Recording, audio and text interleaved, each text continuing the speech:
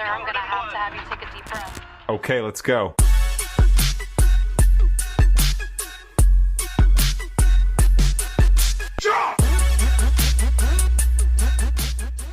Halo bro, kembali lagi bersama gue di Jambu Film. Gimana kabar kalian? Kali ini gue akan mengalur cerita sekaligus membahas film yang berjudul Last Straw 2024.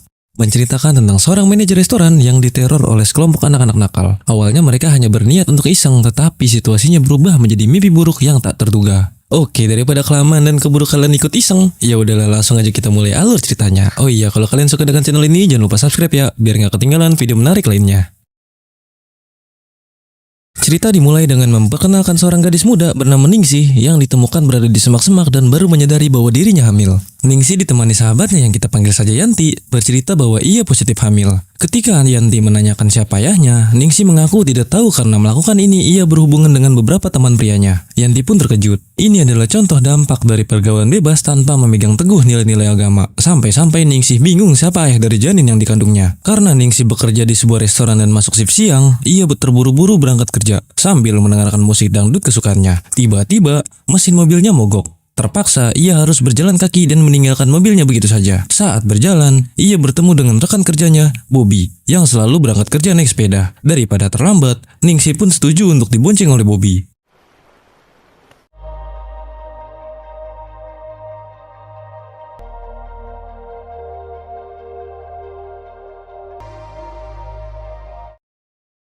Setibanya di restoran, Ningsih langsung menemui ayahnya yang ternyata pemilik restoran tersebut. Ningsih baru saja dipromosikan sebagai manajer di restoran itu, dan ayahnya mengingatkan agar ia lebih disiplin, menjadi contoh yang baik bagi karyawan lainnya. Hari itu, sang ayah memiliki janji kencan dengan pacar barunya. Ibunya Ningsih telah lama meninggal, dan sang ayah merasa sudah saatnya untuk kembali merasakan kasmaran. Ningsih pun diminta untuk lembur hingga restoran tutup. Ketika ia sedang membersihkan meja, melihat sisa makanan membuatnya mual dan langsung lari ke belakang untuk muntah. Di dapur, ada Jack, koki restoran yang juga teman kerja Ningsih malam itu. Jack yang sudah lama mengenal Ningsih memiliki firasat bahwa Ningsih sedang hamil. Saat itu, ayah Ningsih datang tepat ketika Ningsih masih merasa mual. Jack yang bijak segera mengalihkan perhatian dengan mengatakan bahwa Ningsih muntah karena mencium bau daging busuk. Ayahnya tidak curiga dan melanjutkan pekerjaan sebelum pergi kencan. Ningsih pun kembali bekerja. Saat sedang menghitung laporan, salah satu karyawan, Peter, tidak sengaja menumpah air. Karena Peter mengalami keterbelakangan mental, Ningsih memaklumi kesalahan tersebut. Namun, tak lama kemudian, sekelompok remaja yang sering berkeliaran dan mengganggu datang dengan sepeda mereka. Ningsih yang tak ingin restorannya diganggu, keluar untuk mengusir mereka. Karena kehamilannya, Ningsih menjadi lebih sensitif dan cepat marah. Semua karyawan yang ada di situ kena imbas kemarahannya, termasuk Peter yang belum juga membersihkan air yang tumpah. Para remaja itu bahkan nekat masuk ke restoran dengan memakai topeng dan berpura-pura memesan makanan. Ningsih yang sudah kehilangan kesabaran, mengancam akan menelpon polisi. Namun, Jack yang berada di dekat telepon bisa mendengar jelas bahwa Ningsih hanya menggertak dan tidak serius melakukannya. Can you just fucking stop it? Or stick something up your ass. You are disgusting. Can you get the fuck to serve you? I guess we'll serve ourselves. I'm calling. What's going on? They're giving us a hard time. Oh, shit. What are you doing? Hi. Yes. Setelah kejadian tersebut, Ningsih melampiaskan kekesalannya kepada semua karyawan, termasuk Jack, Bobby, Peter, dan 2 karyawan lainnya. Menurutnya, mereka seharusnya membantu mengusir para remaja tersebut, bukan hanya dia menonton. Jack sebagai senior di restoran itu berpendapat bahwa para remaja hanya bercanda dan Ningsih tidak perlu bertindak kasar. Merasa tidak dihargai sebagai manajer, Ningsih langsung memecat Jack, koki yang merupakan orang kepercayaan ayahnya dan memiliki peran penting di restoran. Jack segera meminta maaf, mengatakan bahwa ia masih memiliki cicilan dan tagihan yang belum lunas. Ia memohon agar Ningsih tidak memecatnya karena sangat membutuhkan pekerjaan tersebut. Namun, Ningsih yang sudah terlanjur berucap dan ingin menunjukkan ketegasannya sebagai manajer, tidak menarik kembali kata-katanya dan langsung menyuruh Jack pergi saat itu juga. Oh, You're fired. But- What? You know my mom was your folks' first hire when they opened this. He did right by me and PD by bringing us in because This she is busted why her we're ass. losing customers. Well, you can't fire me. Really?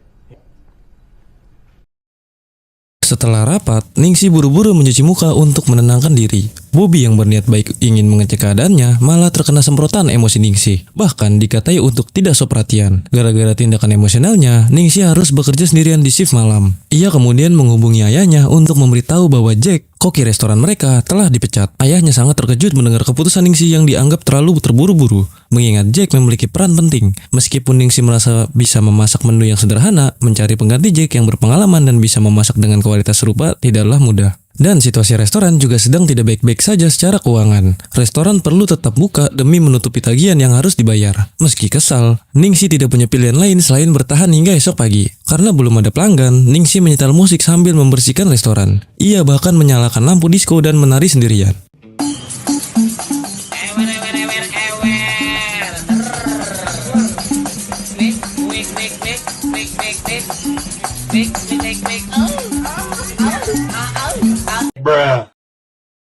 Setelah selesai berjoget, Ningsi melihat beberapa sepeda milik remaja nakal yang tergeletak di seberang jalan. Menyadari mereka akan membuat ulah lagi, Ningsi berbicara melalui speaker dan mengancam akan menelpon polisi. Para remaja itu lalu menggebrak kaca restoran, membuat Ningsi kali ini benar-benar menelpon pihak kepolisian. Sayangnya, operator polisi memberitahu bahwa semua unit sedang sibuk karena ada kasus pembunuhan mengerikan di tempat lain. Sehingga, hanya satu petugas yang mungkin bisa dikirim. Ningsi pun terpaksa harus bertahan sambil menunggu petugas datang. Saat Ningsi sedang bersembunyi di dapur, tiba-tiba terdengar suara sirin mobil polisi. Ningsi merasa lega saat petugas datang dan mulai memeriksa area sekitar. Saat itu, petugas menemukan keran air yang terbuka menandakan bahwa seorang baru saja menggunakannya. Petugas kemudian menghubungi pusat dan melaporkan bahwa situasi masih aman. Namun, ketika Ningsi menceritakan tentang sekelompok remaja bertopeng yang menggunakan sepeda motor yang berpedal, petugas tersebut langsung menyadari bahwa kelompok itu mungkin adalah pelaku pembunuhan mengerikan yang ia tangani sebelum datang ke restoran. Ketika petugas polisi dan Ningsi hendak meninggalkan tempat itu, tiba-tiba salah satu remaja muncul dan membunuh petugas tersebut. Ningsi yang ketakutan bersembunyi di gudang.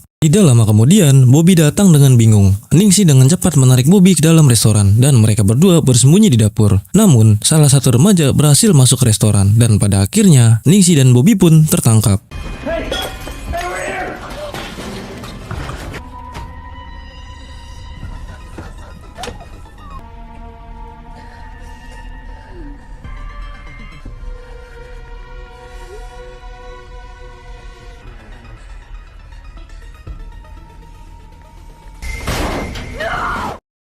Ningsi dan Bobby diikat dan dipaksa berlutut. Dengan kepala mereka ditekan agar saling berhadapan. Karena Ningsi terus memberontak, ia dibawa ke belakang. Di sana, Ningsi berhasil melepaskan ikatannya dan menemukan pisau. Dengan cepat, ia melukai salah satu pelaku dan mencoba melarikan diri. Namun, saat Ningsi keluar, ia mendapati salah satu pelaku sedang menaiki motor. Ia perlahan mundur dan tanpa sengaja malah menikam Peter, yang entah bagaimana ada di tempat tersebut.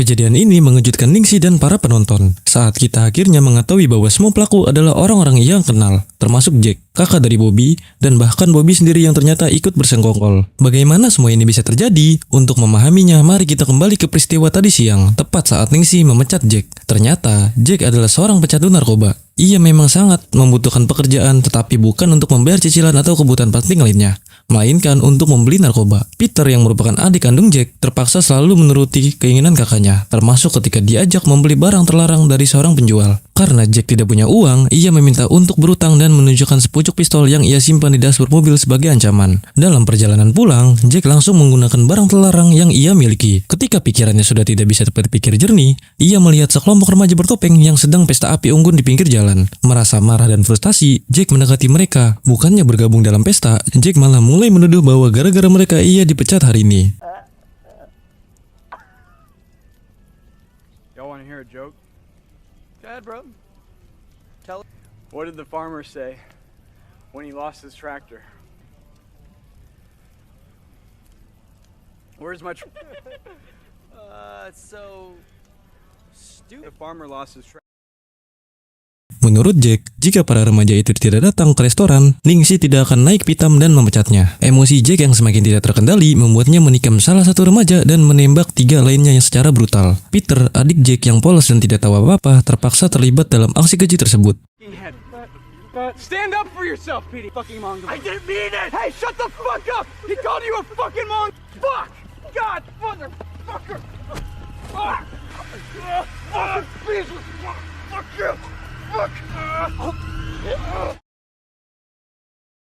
Setelah menghabisi keempat remaja, Jack dan Peter mengangkut sepeda motor, moped, dan topeng milik para remaja itu ke mobil. Jack kemudian menyuruh Peter pergi ke restoran, sementara ia sendiri pergi menemui Bobby dan kakaknya. Di kediaman Bobby dan kakaknya, Jack membahas tentang sikap Ningsi yang menurutnya menyebalkan. Ia kemudian mengusulkan ide untuk menjahili Ningsi dengan menyamar menggunakan topeng dan mengendarai moped. Bobby dan kakaknya setuju tanpa ragu. Bobby sempat bertanya tentang topeng dan moped itu, dan Jack menjawab bahwa ia meminjamnya dari sekelompok remaja yang nongkrong di pinggir jalan, tanpa menjelaskan apa yang sebenarnya terjadi. Sementara itu, Peter yang sudah sampai di restoran dan merasa bersalah, mencuci tangannya di keran belakang restoran. Hal ini menjawab pertanyaan tentang keran air yang terbuka ketika petugas polisi memeriksanya. Tidak lama kemudian, Jack, Bobby, dan kakaknya tiba di restoran, memulai teror yang kita saksikan sebelumnya. Mereka bersembunyi di balik restoran, memukul-mukul kaca, dan melakukan serangan aksi yang membuat Ningsi ketakutan. Saat petugas polisi datang, mereka langsung bersembunyi lagi. Ketika Ningsi dan petugas sedang membicarakan pembunuhan yang terjadi di TKP lain, Jack yang takut ketahuan terpaksa memukul petugas dari belakang hingga tewas.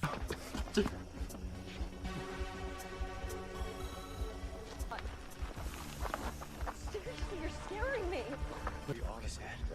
Please. Is that blood on your face? The fuck did you do too? Peter.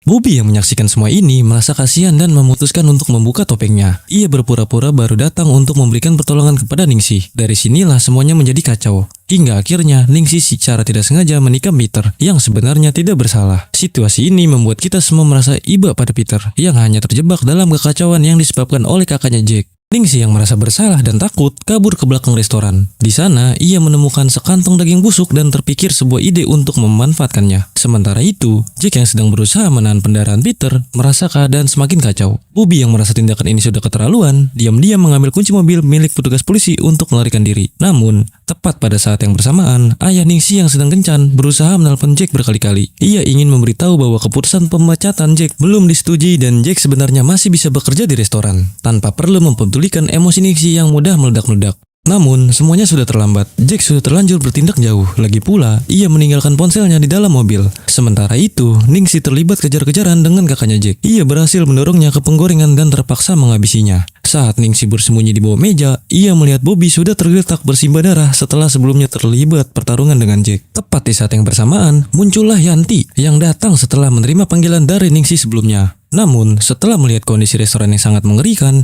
Yanti memutuskan untuk pergi tanpa peduli dengan situasi di dalam. Jack kemudian langsung mengejar Ningsi yang melarikan diri ke ruangan penyimpanan. Saat itu, matahari mulai terbit. Meski Ningsi berusaha kabur, Jack berhasil menikamnya dari belakang dan menyeretnya kembali ke dalam restoran, tanpa mengetahui bahwa Ningsi sedang hamil.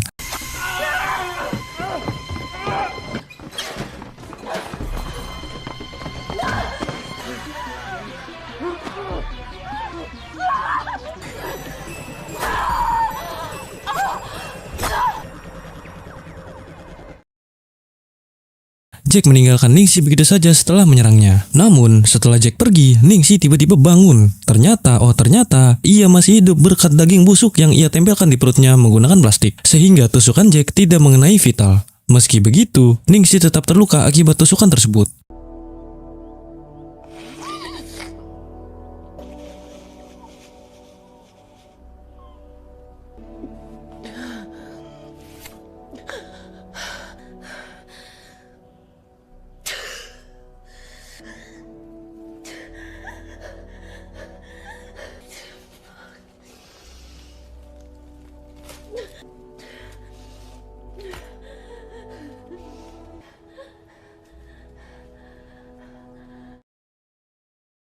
Ketika melihat Bobby, Ningsi akhirnya jujur bahwa janin yang dikandungnya adalah anak Bobby. Hasil dari hubungan mereka saat mabuk di sebuah pesta. Ningsi kemudian mengambil kunci mobil milik polisi dan memutuskan untuk pergi ke rumah Jack untuk membalaskan dendam. Tanpa banyak kesulitan, Ningsi berhasil menyerang Jack dari belakang dan mengakhiri mimpi buruk ini.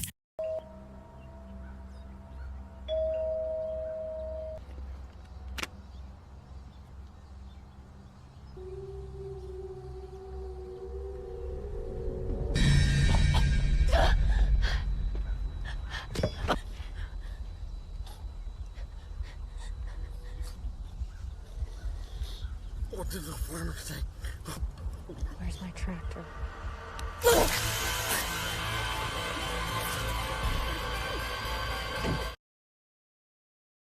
Namun, dengan kondisi yang lemah dan kehabisan darah, Ningsi terpaksa berjalan kaki kembali menuju restoran. Tak lama setelah itu, sang ayah muncul dan mengisahkan apa yang telah terjadi. Baby, the fuck happened? Come on. Hey. It's alright, kid. Help is on the way. Okay?